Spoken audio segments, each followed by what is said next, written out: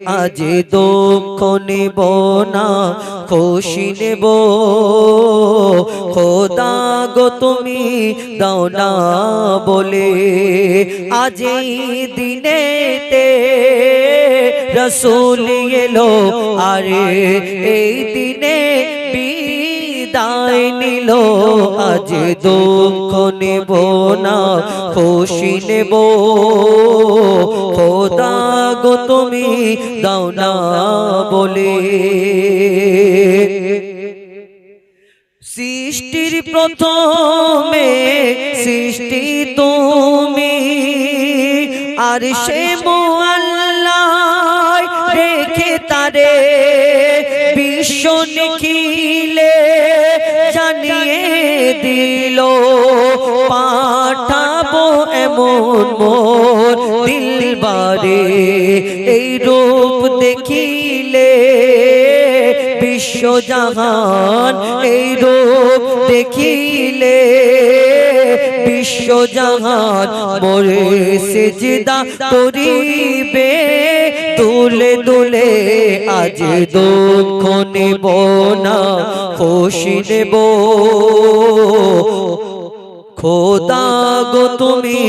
দাও না বলে খোদা গো তুমি দাও না বলে আল্লাহ বলে হাবিবে আপন ধুলির ধরায় করিবে গমন তোমার জান করিবে হরণ কুল মখলুকে কেহ নাই এমন আমার ইরাদা পূর্ণ হলো আমার ইরাদা পূর্ণ হলো মোর কাছে তুমি আসিবে বলে আজ দুঃখ নেব না খুশি নেব খোদা গো তুমি দাও না বলে খোদা গো তুমি দাও না বলে শোনালো চেষ্টা করলাম যেগুলো আজ দুঃখ মেয়েদের তারপরে বিরক্ত হয়ে বলল যে তোমাকে আর এই আমার নতুন বাড়িতে থাকতে হবে না তুমি বড্ড গন্ডগোল করছো আমি সারাদিন কাজ কাম করে ফিরি আর তোমার জন্য এই আমার বাড়িতে অশান্তি হচ্ছে তুমি একটা কাজ করো ওই ঝুবড়ি ঘরেতে গিয়ে থাকো সেই মাকে যখন ঝুবড়ি ঘরেতে পাঠিয়ে দিল আর সেই মা জননী তারপর কি ঘটনা হলো সেই মা যখন ঝুবড়িতে থাকতো আর সেই ঝুবড়ি ঘরেতে থাকতো হঠাৎ একদিন মাটা মারা গেল মা যখন মারা গিয়েছে তাই সেই সন্তানের তখন চেতনা হয়েছে যে আমার মাকে আমি বড় কষ্ট দিয়ে ফেলেছি মা জানলা ধরে বসে থাকতো প্রত্যেক দিন যে সন্তানকে বলতো বাবা ভালো আছিস কোথায় যাচ্ছি এই কথাটা জিজ্ঞেস করার জন্য কিন্তু সন্তানের সময় হতো না সেই মায়ের দিকে তাকিয়ে দেখার জন্য মা যখন মারা গেছে খাটিয়াতে শুয়ে আছে সব পুরাতন কথা সেই সন্তানের মনে পড়ছে বুকের ভিতরে ঝড় উঠছে সেই সন্তান যখন মায়ের মরা মুখ দেখছে সেই সন্তান কি বলে কবি ছন্দের মাধ্যমে অতি মূল্যবান কথা লিখছে দেখুন ও গো মা জননী ঘুমিয়ে কেন একবার ডাকো বাছা বলে একবার ডাকো বাছা বলে ও গো মা জননী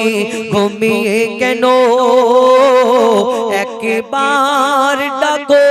বাছা বলে এই দুনিয়া আমার আধার হলো এই দুনিয়া আমার আধার হলো আরে ডাকবো কারে আমি আম্মা বলে ও গো মা জননী ঘুমিয়ে কেন একবার ডাকো বাছা বলে খাটিয়াতে শুয়ে আছে মা যখন মারা গেছে যখন আস্তে আস্তে আত্মীয় স্বজন আসছে আর মায়ের মরা মুখ দেখছে তার সেই সন্তানের বুক ফেটে যায় আর সেই সন্তান কি বলতে থাকে বড় কষ্টের সাথে কবি ছন্দের মাধ্যমে লিখছে দেখুন কাঠের খাটে শুয়ে মা গো তুমি দেখে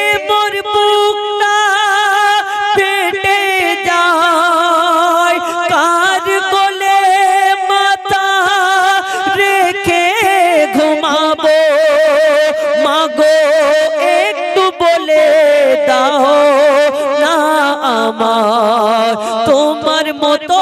কে বাসবে ভালো মাগো তোমার মতো কে বাসবে ভালো কে হাত বুলাবে দুটি গালে ও গো মা জননী ঘুমিয়ে কেন একবার ডাকো বাছা বলে একবার ডাকো বাছা বলে একবার ডাকো বাছা বলে সেই মা যখন দুনিয়া ছেড়ে চলে গেল সেই সন্তান বলছে আমার মা কেমন ছিল যখন লোকজনে সেই যখন কথাবার্তা বলছে সেই মায়ের কথা সে তখন বলছে শোনো আমার মা কেমন ছিল আমি যখন বাইরে যেতাম আমার স্ত্রী যদি কিছু আনতে বলতো যে তোমাকে এটা আনতে হবে আমি যদি খালি হাতে কোনো কাজের মধ্যে ফেসে যেতাম কোনো সমস্যায় পড়ে যেতাম আমি যদি বাড়ি ফিরে আসতাম আমার স্ত্রী আমার বাড়ির আরো লোকজন আমাকে কোনোদিন বুঝতে পারতো না প্রথমে এসে জিজ্ঞেস করতো তোমাকে আমি এটা আনতে বলেছি তুমি কেন আনোনি কিন্তু আমার মা এমন ছিল আমার মা আমি যখন পেরেশানির মধ্যে থাকি বাড়িতে ফিরে আসি আমার মা এসে প্রথমে আমার মুখটা দেখে বুঝতে পেরে যেত যে হ্যাঁ আমার বাচ্চা আমার সন্তান তুই মনে কষ্টতে আছিস তোর কি হয়েছে আমাকে একটু খুলে বল আমি যদি নাও বলতাম আমার মাথায় হাতটা বুলিয়ে দিয়ে আমার মা দোয়া করতো আল্লাহ সব ঠিক করে দেবে তোর মায়ের দোয়া তোর সঙ্গে আছে চিন্তা করিস না এটাই তো মা আমরা সেই মাকে যখন বড় হই আর যখন বুড়ো হয়ে যায় ওষুধের দাম বেড়ে যায় আমরা কি করি ওই কোন জায়গায় বেশি মানে পার্সেন্ট বেশি দেবে মানে 50% অফার দেবে কম দামে ওই বুড়িকে কম দামে ওষুধ খাওয়াতে হবে সেই চিন্তা আমাদের মনের ভিতরে জাগে সেই মা জননী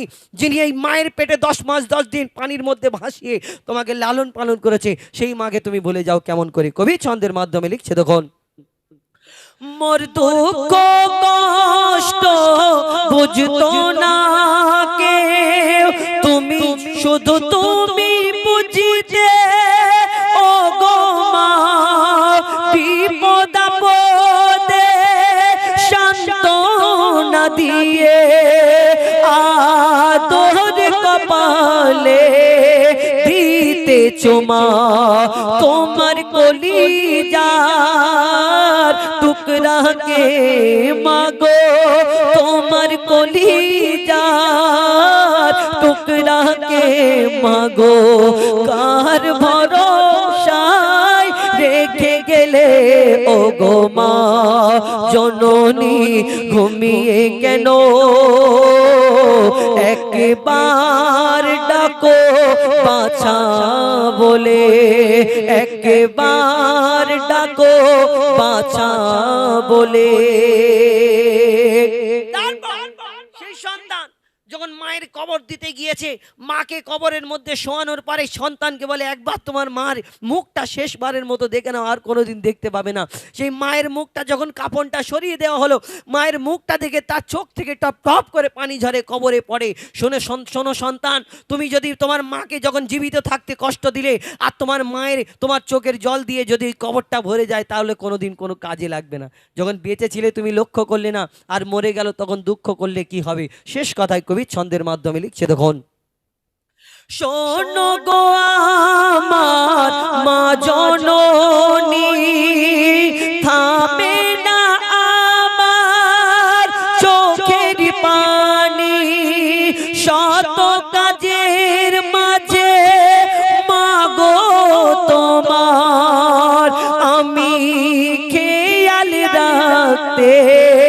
পারিনি তোমার মতো কে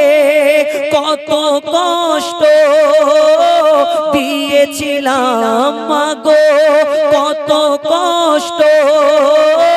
দিয়েছিলাম তবুও তুমি দূরে দাওনি ঠেলে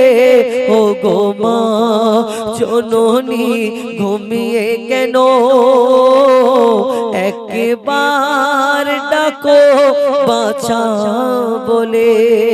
একবার ডাকো বাছা বলে এবার দুটো আমার ইউটিউবার ভাইদের জন্য দুটো গজল বলবো তারপরে ইনশাল্লাহ শহীদে কার